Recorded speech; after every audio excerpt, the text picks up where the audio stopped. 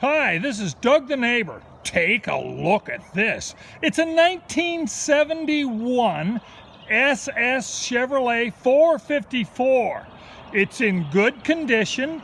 Looks like it just needs a little spiff, a little polish. The owner got it from North Carolina.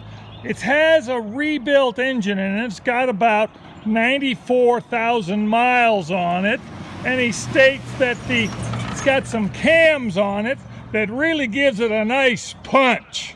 Take a look at that. It's got the original interior, the full grip shifter.